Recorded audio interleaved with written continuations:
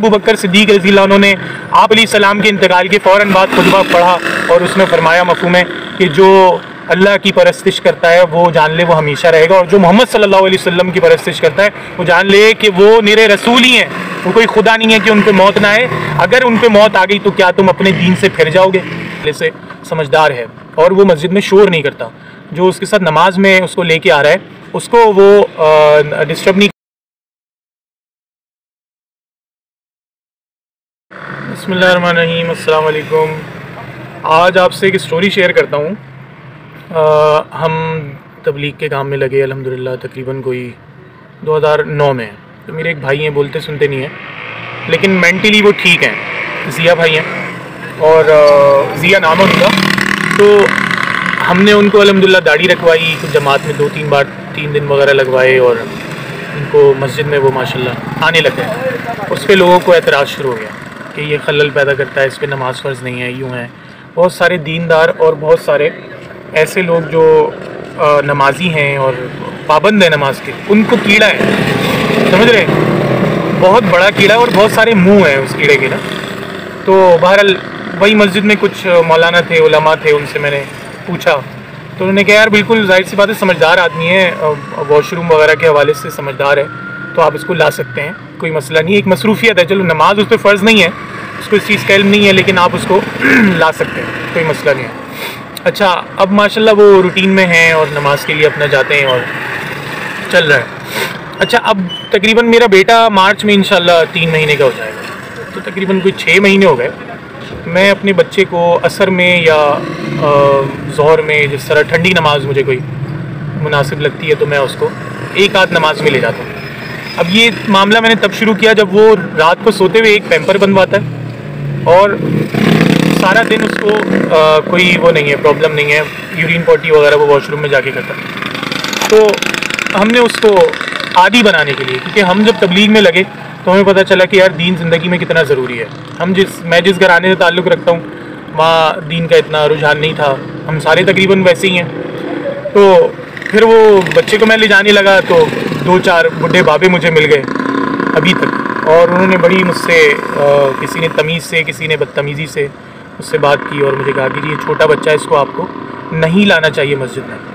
तो मैंने उनसे, मेरा एक तो सवाल ऐसे लोगों से है कि आप इस बात की गारंटी दे सकते हैं कि 7 साल की उम्र में बच्चा जो है वो नेक हो जाएगा, नमाज से उसकी उनसियत होगी, मस्जिद में आने वाला वो बन जाएगा? इस बात की मुझे आप गारंटी दे दें। दूसरा ये कि आप मुझे कहीं ये बता दें कि हदीस में जैसे 7 साल की उम्र के बच्चे का है कि 7 साल की उम्र, 7 साल का मामला ये है कि 7 साल की उम्र में अगर मियाँ बीवी में खुला हो जाती है, अलहदगी होती है, तो शरन भी जो है 7 साल तक बच्चा माँ के साथ रहता है और 7 साल के बाद बच्चे को बाप को दे सकते हैं, दिया जाना चाहिए। तो वो क्यों है? क्योंकि बच्चा माँ की जो उसकी पिशी पोटी वगैरह का मामला है उससे बच्चा खुद उसके मामलात वो खुद देख सकता है। तो इसी तरह 7 साल का हदीस में जो जिक्र है मफ़हूम उसका है, इसलिए है क्योंकि वो बच्चा उससे आराम से जो है इस चीज़ को समझता है। अच्छा, अगर 7 साल का बच्चा नहीं है लेकिन वो यूरिन और पोटी वगैरह के हवाले से समझदार है और वो मस्जिद में शोर नहीं करता, जो उसके साथ नमाज में उसको लेके आ रहा है उसको वो डिस्टर्ब नहीं करता, नमाजियों को वो डिस्टर्ब नहीं करता, ऐसे बच्चे को आप लाएं। और जो लोग ऐसे लोगों को रोक रहे हैं, ऐसे बच्चों को जो लोग रोक रहे हैं, मेरी तरफ से मैं कहूँ कि उनके ऊपर जो है ना, बस अल्लाह पाक उन पर रहम करे। लानत तो मैं दे नहीं सकता, लेकिन अल्लाह उनके ऊपर रहम करे, क्योंकि उनके खुद के पोता पोती, उनके बेटा बेटियां नमाज नहीं पढ़ते, ना उनको कोई नमाज का पढ़ाने का कोई उनको शौक़ है। खुद जो है ना वो नमाज़ें पढ़ रहे हैं, अपने आप जो है वो बने हुए हैं, हाजी सनाउल्लाह बने हुए हैं, लेकिन बच्चों का अपना होश नहीं है। जो बच्चा नमाज पे आ रहा है उसके अंदर इनको कीड़ा है। इनका खुद का बच्चा जब आता है तो उसको ये बोलते हैं कि बेटा चुप हो जाओ, चुप हो जाओ। 10 लोग उनको बातें सुनाते, लेकिन उस वक्त ये खामोश होते हैं, बच्चे के लिए ये बकरी बन जाते हैं। लेकिन जब किसी और का बच्चा अगर इस तरह मस्जिद में आ रहा है, मेरे बच्चे के साथ आज सीन हुआ। मेरे बच्चे को आज एक साहब हैं बड़े मियाँ, वो बाकायदा कंधे पकड़ पकड़ के बच्चों को पीछे करते हैं मस्जिद में। हमारी मस्जिद में कंधे पकड़ पकड़ के वो बुढ़ा पीछे करता है बच्चों को। वो हमारा यहाँ बाप बना हुआ है मस्जिद में। और उसने मुझे कहा, मैंने कहा मुझे और लोग भी बोल चुके हैं, आपको ज़रूरत नहीं है बोलने की, मैं उसको लेके आऊँगा। मेरा बच्चा समझदार है, पिशी पोटी वगैरह सब जानता है, समझता है, मैं उसको लेके आऊँ, मुझे बोलने की जरूरत नहीं। मुझे और भी लोगों ने बोला, लेकिन मैं लेके आया। मुझे बोलते तुम ढीठ आदमी हो, बड़े मियाँ तुम्हारा बाप ढीठ होगा, सही है ना, माजरत के साथ।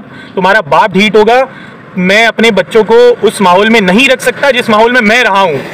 मैं तबलीग की वजह से इस हुलिये में हूँ और मैं चाहूँगा कि आप भी लोग जो है इस चीज़ को समझें कि दीन हमारे लिए बहुत अहमियत रखता है। कुछ चंद 2% के जो नमाजी बने हुए हैं मस्जिदों में, ठेकेदार बने हुए हैं, उन लोगों की वजह से अपने बच्चों को मस्जिदों से महरूम ना करें।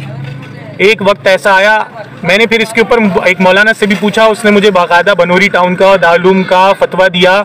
मैं आपको वीडियो में मेंशन कर रहा हूँ, वो बाकायदा उसके अंदर पूरी तफसील है। मैं डिस्क्रिप्शन में भी उसका लिंक दूंगा, आप उसको जाके देखें।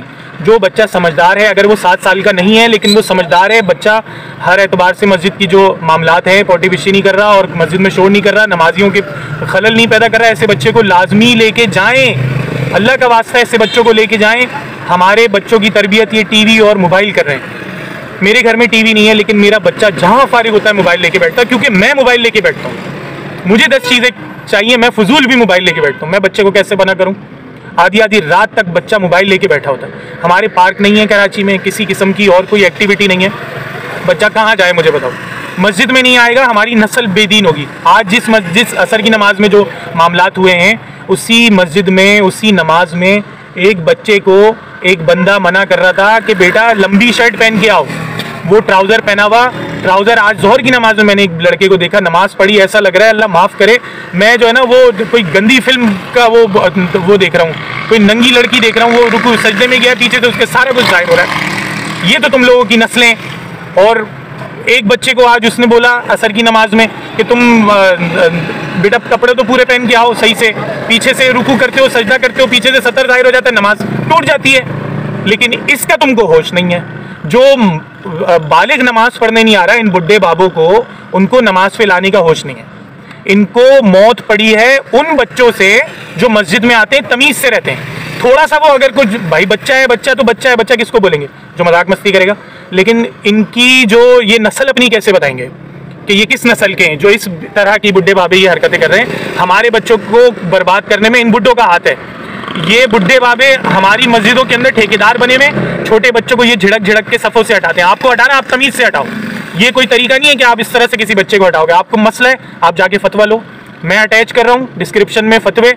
कोई बच्चा अगर इस तरह आ रहा है कि जो समझदार है, उसको आप नहीं रोकेंगे, उसको साइड में करें। सारी तरतीब आपको समझ आएगी, वो फतवा आप पढ़ लें, दारुल देवबंद का और बनूरी टाउन का।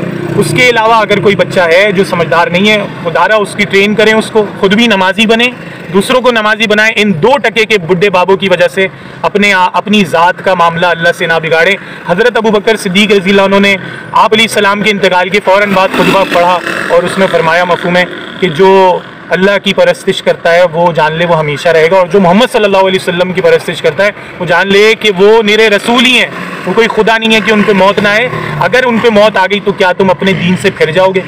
तो हम इन 2% के लोगों की वजह से दीन से फिरेंगे नहीं। हम अल्लाह के लिए जा रहे हैं मस्जिद में हम जाएंगे, मस्जिद को आबाद करेंगे ताकि अल्लाह की रहमतें बरकतें आएँ और हमारी औलादों को भी हम मस्जिद में लेके जाएं। इन लोगों की वजह से हम अपनी मस्जिदों को और अपनी दीनी मामलात को डिस्टर्ब नहीं करें, बल्कि इनको हम दलाइल से बात करें और इनसे मुतासिर ना हों। जज़ाकल्लाह।